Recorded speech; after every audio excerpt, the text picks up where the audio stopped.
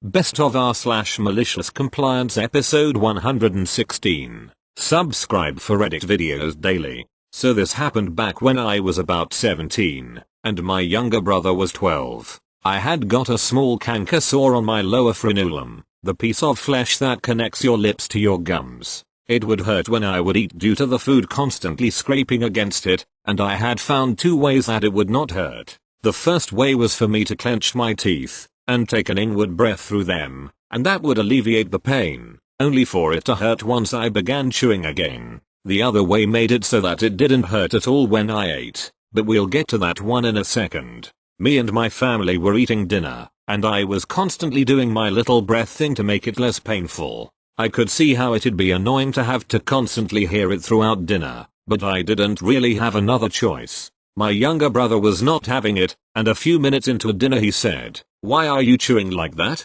"'Cause it makes the sore in my mouth not hurt when I eat," I said. I could see that my brother had accepted this answer and went back to eating, but I remembered my other eating solution and saw the opportunity for some malicious compliance. I then asked, "Do you want me to stop?" My younger brother then enthusiastically nodded his head, so I kinda smirked and said, "Alright, but the only other way it doesn't hurt when I eat is if I eat like this." I then proceeded to eat with my mouth completely open, which was the only way I felt absolutely no pain when I ate. After about 7 bites my younger brother said, "Never mind. Keep doing it." Edit. Thank you so much for the silver.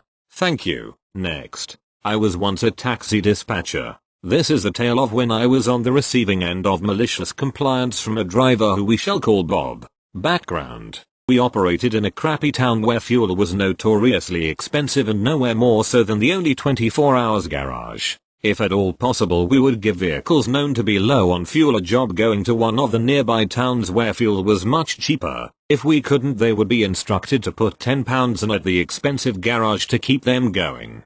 Drivers were told to tell us when they were low, on the red basically, and to remind us again when the light came on. So enter Bob, who shouts me to tell me he needs fuel. I put an F next to his call sign on the book to remind me he needs fuel. Some time later he says his light is on. Tell him the best I can do is get him near the 24-hour garage and give him a job to that side of town. He shouts me and says he's vacant and should he go and put fuel in? No, Bob. I want you to drive around until you've run out. Forget about him. He shouts me he's back in town 10 minutes later. I give him another job and carry on. About half an hour later, Tango 1 to base. Number 24. Bob thinking he's forgotten the door number. "I've broken down, mate." "Okay, what's happened? Any warning lights?" "No, it's just died on me, mate. Turns but won't start." "Okay, I'll ring mechanic and get him to come out."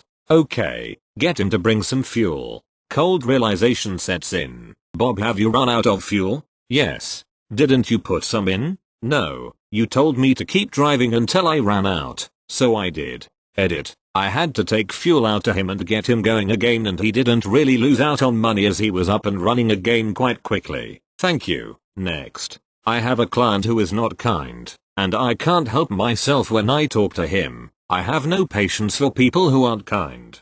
Here are 2 stories. I posted the second one previously when I had a different username. Me. "Hi, is this X client?" "Who else would it be?" "Me." "Well, I could have dialed the wrong number." Client. "I guess so." Client hangs up. Client. "Where is X?"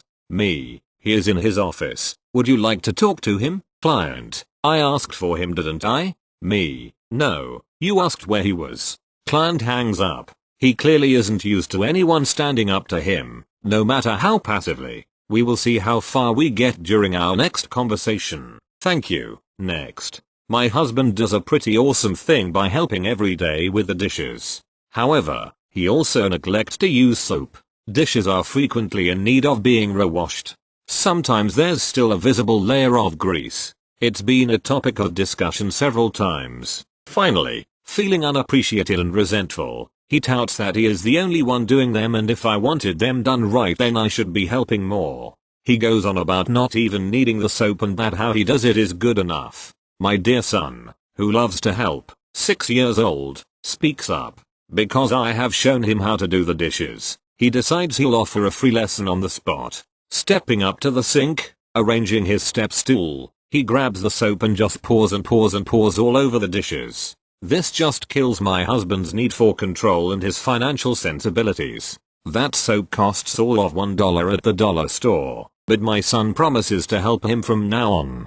Across from the kitchen I applaud his efforts and his consideration. I suggest he uses a tad bit less and he agrees that a cup only needs to be about half full of soap to have enough, or a plate only needs a thin coating across its surface to have enough. From now on, my son checks in on the dishes. He serves as a voluntary informant to my husband when a dish has needed to be rewashed or when my husband is using far too little, in my son's opinion, soap. Being that he is only 6, he has no real sense of portion control, and that probably won't change anytime soon. My husband has gained a willing helper and the dishes are clean. We've gone through lots more bottles of soap. Thank you. Next. Backstory: I started working in care of the elderly before I graduated school, at age 17, as a temp worker, and after I graduated I basically worked full-time for several years, finally got a steady employment at age 23. I take pride in my job, and even though I didn't study medical stuff, I've always made sure I know everything I need to know to do a good job, with online classes, certificates, reading up on medications, treatment recommendations, etc. Everything was going well, despite me having 4 different bosses in the first 5 years of work. No one wants to be the boss here. Economically speaking, it's a sinking ship, since it's government run and dependent on tax money. Then friendly boss, Lena, joins the story. She asked me to move over to a new department the state was now, by law, obligated to provide. Short-term care. She had previously run the emergency care unit at the local hospital, and she didn't take crap from anyone. She let us workers build up and run the department because, as any good boss should, she realized that we knew better what we were doing, because we were doing it day to day, and what worked best for us, as long as we stuck within the laws, regulations, staff requirements and budget, of course. Everything was amazing for almost 2 years. Every month I did the schedules for all 15 of the workers. I did daily planning for all patients. I was in charge of all documentation, and all new guidelines and protocols being implemented, since the care provided was brand new in our area. Then the day of the great sadness came, when Lena declared that she was leaving, since she'd been offered a job as the head chief of the local hospital. All of us were devastated to see her go, but, I mean, good for her. That's when super bitch, Kajsa, enters our story. She was already the boss of all the normal elderly care units, whereas I'd worked before. I'd already moved on to short-term care before she was hired as boss, and we had heard exclusively bad things about her. We heard she would always do what she thought was the right thing to do, which was almost exclusively wrong, because she was underqualified, had no experience from the actual work, and was just a bitch in general. Our first staff meeting she told us either you're with me, or against me, and the people who are against me I drown in local lake. Okay, great start. I then tried to explain to her that with our previous boss we'd worked with trust, since Lena had an understanding that us workers actually know what works best in our own department, and Kajsa instantly shut it down. Kajsa, no, I'm the boss. I set the protocols. I decide how my department's run. Me, yeah of course, but I'm just saying we've been working like. Kajsa, no, I'm the boss. I'm in charge. And so it began. Kajsa started changing the schedules, the protocols, the staff requirements, the daily rehab schedule, the food schedule, not joking BTW, and she lowered the required medical competence to work at our unit. This means there were people working with us who had no prior experience in the job, had no prior experience in the field, barely spoke the language, etc. Keep in mind we had dementia evaluation, palliative care, end-of-life care, stroke rehabilitation and so on. Malicious compliance. Kajsa started to try to micromanage everything we did, literally everything. She cancelled all the activities we did for the whole business, like pub nights for the elderly, movie nights, summer cafe outdoors, walks, store visits, everything. All without cost to the business. She stated that we're no longer allowed to finish the schedules on our own, and gave us 2 weeks less to finish them, which means we now have 1 week to input the schedule, try to settle it between us 15 people and then hand it to her. She'd finish it and hand it to us the day before it went into effect, and 8/10 days shifts weren't covered, or we were 6 people working the same weekend, supposed to be 3. So I told Kajsa that I'd been managing the schedule for years and was happy to keep doing it, and that she'd still have it 2 weeks early. No. I told her that our activities were 100% within paid hours and no strain on the day-to-day normal business and we want to keep doing them. No. I told her that we'd prefer to keep doing things as we'd been doing them for years, because it worked very well. No. Obviously I was pissed. So were my co-workers, but they never spoke up. That was my job, I guess. There were a lot of incidents that I'm not gonna bother bringing up. But just imagine that anything we ever wanted to do for our patients or the people in the dementia units, or for the well-being of the staff was just, no. One thing that had been consistent since I started working there when I was 17, 27 at this point in the story, is that when you apply for vacation, or any kind of leave, you input the leave request, and then you request a temp to cover your shift, and then you inform your boss that you've done both those things. Always been like that. Always. So I did. I requested a day's leave. My mum had a doctor's thing in a town a few hours from here. I input the temp request and then I walked to boss office and informed her. She loses it. Maybe because Kajsa's boss was there? I don't know, but she starts yelling, telling me that I'm not allowed to request temps. That's her job. I stand there and take it like a good employee, and just say okay. Won't happen again. Big surprise for her when the next staff meeting comes around. There suddenly weren't any staff on the actual ward, and a local politician was sat waiting with her mother, who was being committed to my ward that day, for over 2 hours. I wonder who made sure they were arriving at that time on that day. I told my boss exactly why there weren't any temps scheduled for the meeting. Kajsa got fired. Will make me smile for the rest of my life. Edit 1. Acronyms, and some spelling I hope.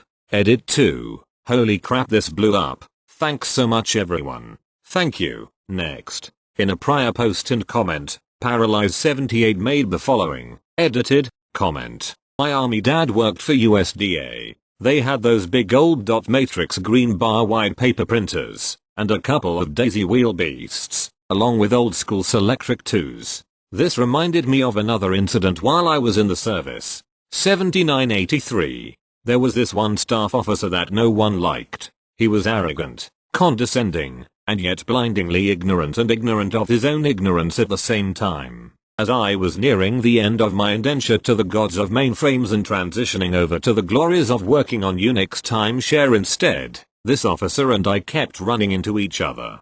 He would knowingly tell me things like, programs written by hand in assembly will always be faster than anything you write in C. I would nod along, and then add in, based on the skill of the programmer, sir. And he would agree, not knowing that I had just disagreed with him. So, that's a brief picture of this guy. So anyway, there's this old kind of plasma display terminal called a Titronic. The program paints the screen one time with a plot, and the display keeps a memory of the plot on the screen. Then you activate a program code to wipe the screen when you are done looking at it. It looked a lot like this plasma screen except newer and larger. I'd written this very cool program to chart growth in unplanned spending based on contractor and program, like Rockwell on the Bomber program. You could use the plasma effect to overlay each year or month on top of each other with a simple command. It really was hot shit, and I got a lot of praise for it. The data was classified as secret or top secret/7 depending on the plot, so having a private terminal in a secured office was a great convenience. So the officer reference above takes a huge liking to my program and asks me to make one just like it for his dataset.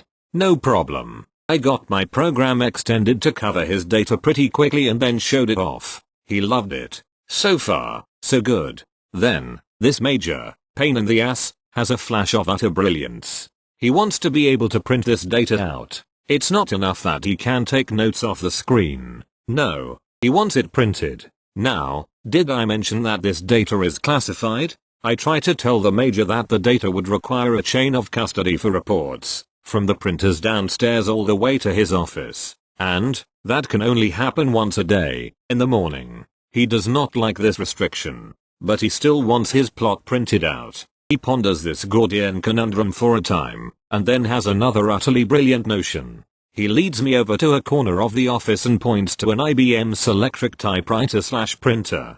This printer is hooked up over a secure line to the same machine that is plotting the data. He says, "Just print it out here." I try to explain to him that this is a bad idea. It will be difficult, it will be slow, and it will probably be a waste of time. He tells me that he will be the judge of what is a waste of time. Now by this time in my life in the service, I have learned to smile, nod, and get the order in writing. So, that's what I do. "Sir, please send a request to my boss for that use and I'll get right on it." I spend the next week or so down in my office area working out how to use and to plot data on a damn typewriter. But, I get it done. When it's done, I go upstairs and tell the major that the plotter is working, and that he can now run reports on the printer in his office. He fires up the display program, selects his data, and plots it on the display terminal. Then with glee he presses the new print display feature with the stylus. Time passes. Then the IBM typewriter goes coming to life. Then, it goes clack clack clack, printing out the date, the dataset name, and his name and classification. Then it advances 2 lines. Then it goes silent for a moment. Then, it goes space space space space space space space. Then it prints a dot. Then it advances 1 line. Then it pauses to buffer data again. Then it spaces over and prints, etc. He looks at me, he looks at the printer, then at me. "Why is this so slow, sir?" The IBM Selectric model whatever has a data buffer of 64 characters. What does that mean? I smile and explain that the plotter is asking the mainframe for 64 characters at a time, and that the request has to buffer in the request queue in the mainframe before being responded to. And that was the end of my plotter programming adventure.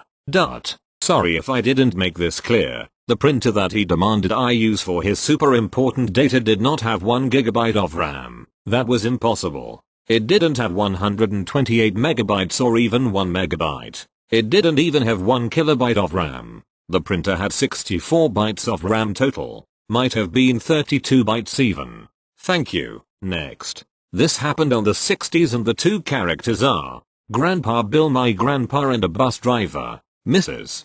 Betcham, racist woman, frequent bus user. Her husband, a local politician, is he weapon of choice when bullying non-whites. This happened when Mrs. Betcham threatened to have Bill fired if he kept picking up colored people and if he kept going to non-white areas. So, Bill acquiesced by driving, in the summer heat, in a bus with co-AC. He would back up and make U-turns so he didn't have to drive into what Mrs. Betcham thought was a non-white area. What was supposed to be a quick ride for Mrs. Betcham turned into a 1-hour hot hell for her and other passengers. Mrs. Betcham tried to get Bill into trouble, but she came to find out she was not well liked and that her husband is hated by the locals. I learned that Mr. Betcham was kicked out of office after he made it public he opposed benefits for veterans, was a draft dodger, and mishandled funds. Mrs. Betcham tried to force an American to close his store when she thought he was a Chinese immigrant. Hatred for her skyrocketed and she lost a lot of friends and she was uninvited from church gatherings and card games. Bill, who stayed on to be a bus driver until he became an electrician, always greeted Mrs. Betcham with a smile.